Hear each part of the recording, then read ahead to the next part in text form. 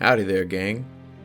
With spring in full swing right now and summer quickly approaching, at least where I live, one thing I've seen a lot of is rain, or at least overcast days. Rainy and overcast days are some of my favorites, something I've enjoyed ever since I was a kid. I'd reflect a lot on the beauty of those days. I would sit by the window or on the porch and just watch and listen to the rain cascade around me. Usually though, it'd be the perfect day to sit inside, throw a robe or a blanket on, and play some video games. Still, if I could help it, I'd try to sit by the window and enjoy the sounds of the rain, or at least the greyness of the clouds above. And lately, I've been thinking about this feeling. That cozy feeling of being inside during a storm or snuggled up in a small space. It's a feeling that I recently discovered has an unofficial name: chrysalism. As defined by the Dictionary of Obscure Sorrows, it is the amniotic tranquility of being indoors during a thunderstorm. I feel this each time the clouds roll in, not necessarily just during a thunderstorm. Curiously enough, too, I experience it in the video games I play as well. I want to take a look at several games I play. What is it about them that can create this feeling of chrysalism? Why do I enjoy them? And what experiences of mine do these games remind me of? So sit back, get in your comfy clothes, and grab yourself a warm drink while we explore some of my favorite cozy spots in video games.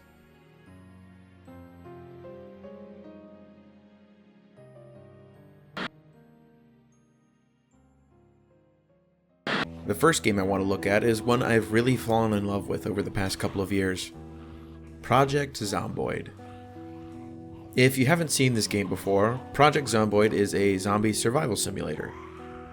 Your goal, in its simplest form, is to prevent your inevitable death for as long as possible.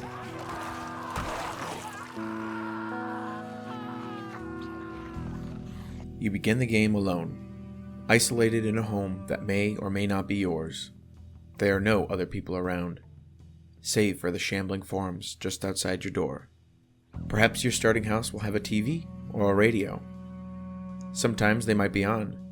They may also be tuned into the news, following the events outside of the Knox exclusion zone, the area initially infected with this plague, and where you are now.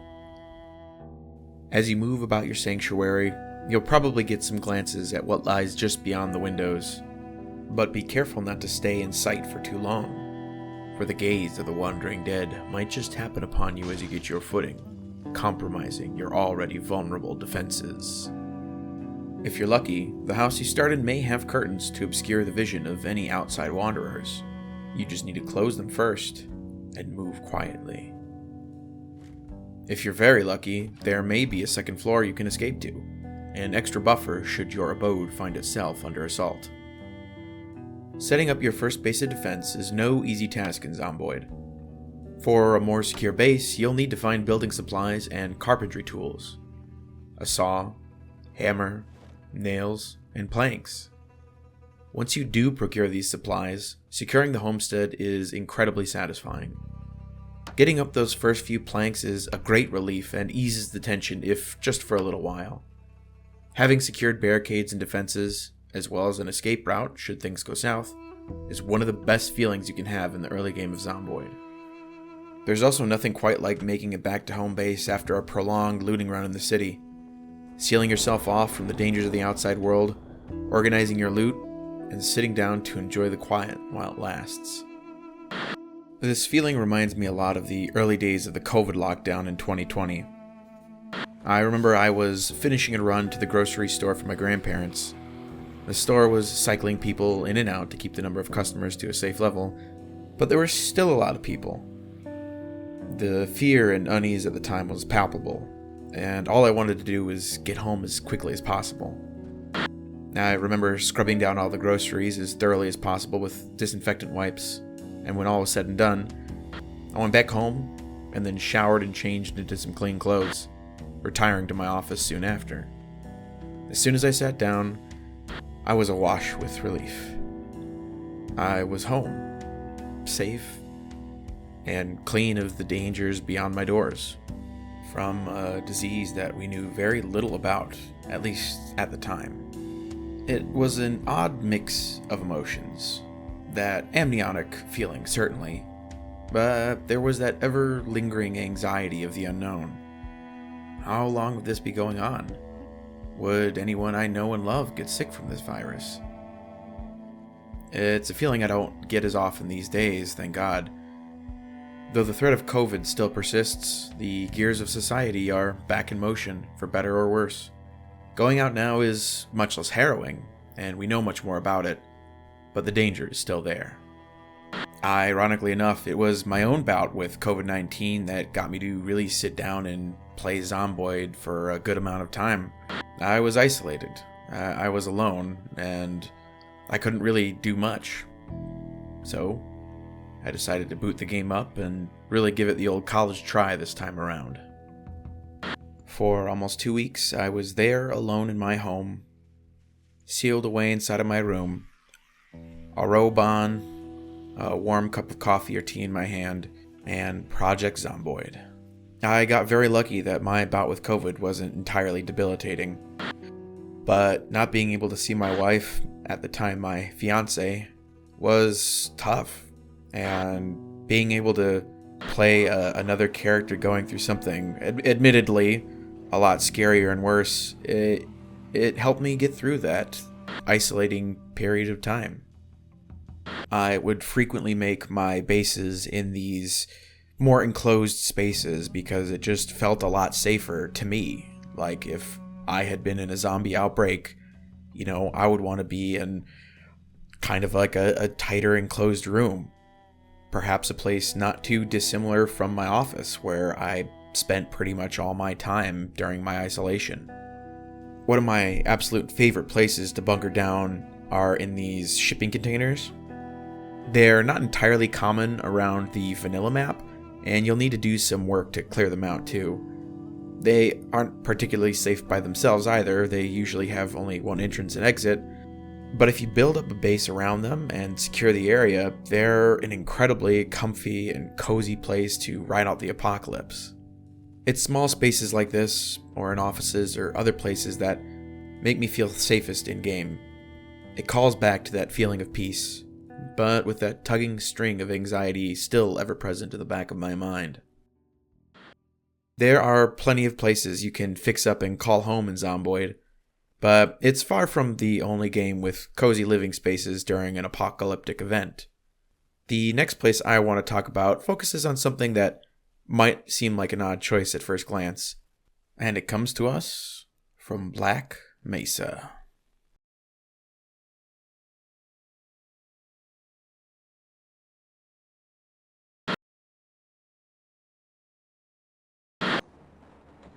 I'm certain many of you are familiar with HalfLife and the Black Mesa Research Facility. It's a big industrial research center performing highly secretive experiments in the New Mexico desert. At first glance, it can be a cold environment, but one filled with life and the hustle and bustle of the people who work there. Excuse me, Gordon, but I'm rather busy now. At least that's before the resonance cascade. Now, what, might you ask, would be a cozy spot to hunker down in this facility during the event? My first place would be to point you towards Office Complex. This chapter early on in HalfLife gives us a glimpse of a more livable area here in Black Mesa. Gordon, if I'd known it was you, I'd have let you in. There are small, carpeted sections, couches, offices, and vending machines. I certainly hope you know what you're doing. These areas seem a little bare in the original Half-Life, but are given a lot more life in the Black Mesa remake. This little break room with the TV in it is a standout spot in my mind. Minus the, barnacles, that is.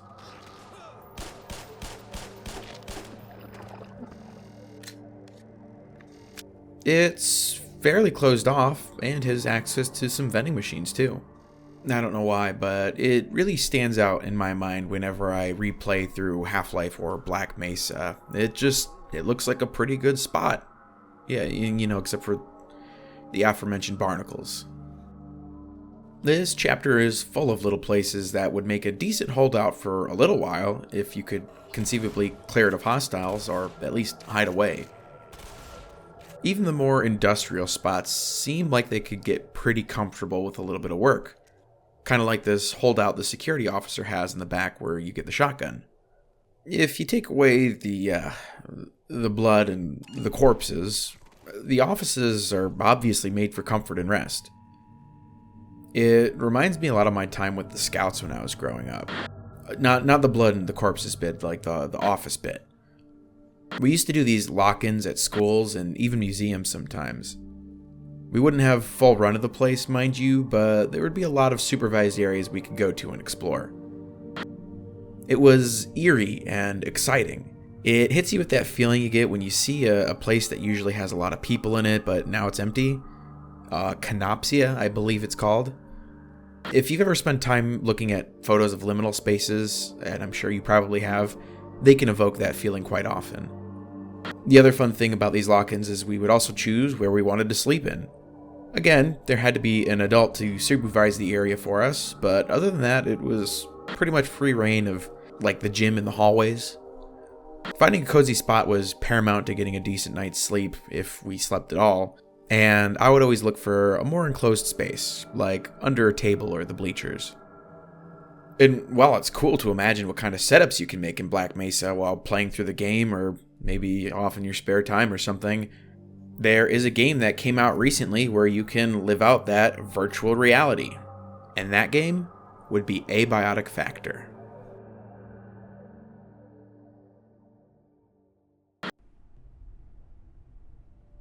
Now, Abiotic Factor is a survival crafting game where you play as a scientist in the Gate Cascade facility. You begin the game just after a Resonance Cascade type disaster happens. You and any friends that may join you must utilize the resources in the facility to survive and thrive. Right to your bed. Oh, nice. And perhaps even discover what happened to cause this disaster. If you've noticed, the facility looks quite similar to Black Mesa and the game to the original Half-Life, and that is entirely by design. I played the demo with a buddy of mine during the Next Fest back in February when it was available, and it just recently hit early access. Many of the locations I just talked about with Half-Life, how they look like they could be made into comfortable survival shelters, is a reality in Abiotic Factor. After going through a brief tutorial and introduction sequence, the facility is yours. You can find other survivors that will give you important information on what the next possible steps may be, or you can just explore, dismantle, and build. That little cubby area with the TV I mentioned in the previous segment exists in some capacity in the first main safe area and other areas around the game. It's probably my favorite spot to hunker down, but there are plenty of other spaces, some safer than others, that you can set up a base in.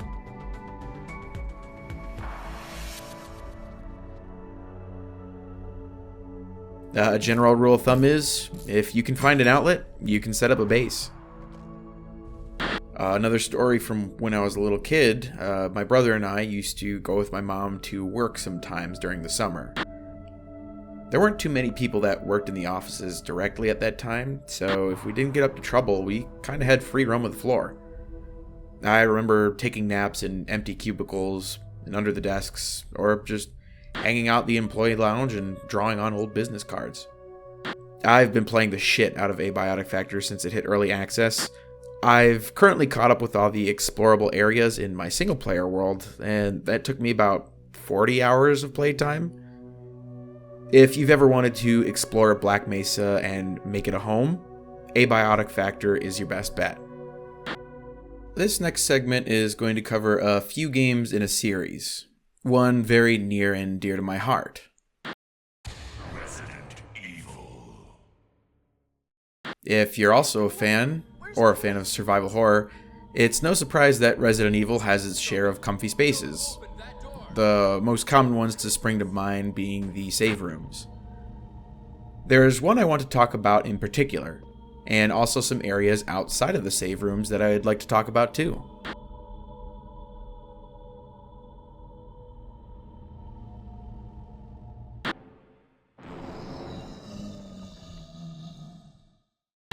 First and foremost, you can never go wrong with the original, or in this case, the remake of the original. And don't get me wrong, I love the OG Resident Evil to death, but the remake has just such a greatly elevated atmosphere, really spooky lighting, rain and thunder, deep black shadows. It's peak Haunted Mansion vibes. Undoubtedly, my favorite save room in the game is the medical supply room in the west wing on the first floor. The room is pretty small, again, creating that feeling of insulation and safety, and kind of bright compared to other rooms in the mansion. The lamp on the desk serves as a beacon, not just to bring the typewriter to our attention, but I've always seen it as a bonfire in a kind of way. It invites you in, beckoning for you to take a seat and rest a while. The bed in the room tells us somebody obviously lived here, or at least spent a lot of time here. The lived-in nature of this room makes it more familiar, inviting, and safe. It looks like it would be kind of warm, or at least warmer compared to most of the other rooms in the mansion. If we make our way to the east wing of the mansion, making sure to bring our handy lighter with us, we can find ourselves in this room here. It's where you can get the map of the second level using the plank by lighting the fire. What can I say? A fire can really make a difference. What was a cold and dark room is now a comfortable place to rest.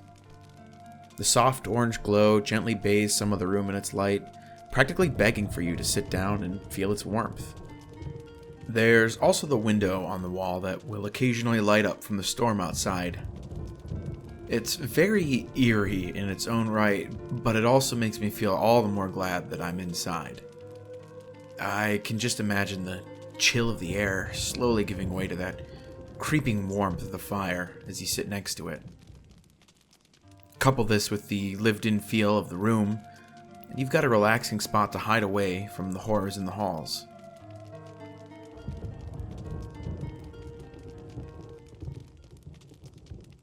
Stepping away from the Spencer Mansion, let's instead head to the outskirts of Raccoon City, just before Leon and Claire make their way into the belly of the beast. This location is unique to the Resident Evil 2 remake, and it's quite different from the other locations I've talked about before. This one is outdoors. That's weird. The gas station at the start of the RE2 remake sets the tone of the game remarkably. The derelict lot is unsettling. The doors of the police car are flung open, blood stains the ground. Your haven of light is surrounded by an endless black void as the empty sky weeps, blanketing this desolate corner of the world in a rainy mist. It's creepy, lonely, but there's something about this space that is truly awesome. It's very liminal. The streetlights on either end of the street seemingly stretch out into this infinite void, glowing with the tiniest bit of light. Whenever I load up a new save on RE2, I'll sometimes sit here in front of Leon's Jeep or Claire's bike, just looking out into this mesmerizing abyss. Keeping under the roof fills me with an uneasy comfort. It looks really cold out there, but at least I'm not totally soaked. This gas station is a far departure from what some people may think of as a cozy space, but the comfort found here is of a different form entirely. It's cold, eerie, and isolating, but more than anything, it's peaceful, at least until you push forward with your investigation. Hello? Anybody there? It reminds me of a time, another memory from the peak of the pandemic, where I was at a gas station. It too was derelict, save for the lone cashier tucked away inside the station shop. But there was nobody else around. I took a moment to step away from my car and look out at the street. For the whole time I was there, not a single vehicle passed by. It was one of the busiest roads in my town, and there existed not a single hint of life on it, not for a while at least. It filled me with this sense of awe, that slow burning fear of realization, of witnessing something that felt entirely unreal. I think that's why I like this place so much in RE2. It fills me with that same feeling I had back then. But unlike Claire and Leon, I got to go back home and lock myself away from the world, to settle into my chair and desk and forget about the emptiness of that space around me. In keeping with the survival horror theme so far, there is a new game I want to talk about, very fresh on the market.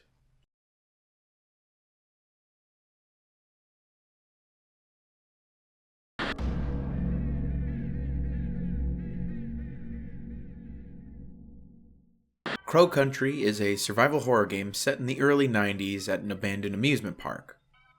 It has a very unique art style with small, cute characters juxtaposed with the desolate and deadly park. I played the demo a ton during the February Next Fest, and I fell in love with it right away. My favorite part of the game is how detailed the environments are, each angle of the camera revealing more things that you may have missed. My favorite spot is this little room here, the Park Owner's Lounge. The first and most notable piece about this room is the massive fireplace. It fills the entire room with a beautiful orange light, giving it a very warm and inviting feeling. Just in front is a couch that you can sit on. While Mara, our character, doesn't seem to like it too much, I certainly do. Interacting with the fireplace allows Mara a moment to reflect, and for the player to save their game. This place is absolutely packed with stuff. A lot of it you can interact with. To say it's been lived in would certainly be an understatement. Of all the save rooms I've seen in video games, not many are really as warm and inviting as this one. It reminded me in a way of my childhood home. Growing up, during a cold fall or winter day, my father would sometimes get the fireplace going. If it wasn't obvious until now, I really love a good fire. A safely contained one, that is. There's nothing quite like just wrapping yourself up in a blanket, sitting down by the fire, and just letting it warm your body and soul entirely. Sometimes I would be playing on my Game Boy or my DS. Other times I would be marathoning Toonami. It's something I haven't experienced in real life in a very, very long time. And Crow Country reminded me of that. It was just one of those things that you never really think about until something else stirs those memories back up. And that's something I'm very thankful for. I could probably go on and talk about a bunch of other places that I really like. Places like the Poe Seller's shop in Ocarina of Time, this little cabin here after the Delago fight in RE4, and really a bunch of places in the Soulsborne games. But maybe I'll save that for another time. This video is quite different from what I've done in the past, but it's a subject I have really wanted to talk about for a while. I was also partially inspired by a series of videos by Annie Austin covering unremarkable and odd places in video games, a series I highly recommend checking out. These places really inspire strong feelings within me, and I hope I conveyed some of those feelings well enough. I'm curious as to what places in video games evoke similar feelings in you. If you have anything you'd like to share, I'd love to see, and perhaps explore it myself sometime soon. So, thank you very much for your time. Take care, and stay safe, my friends.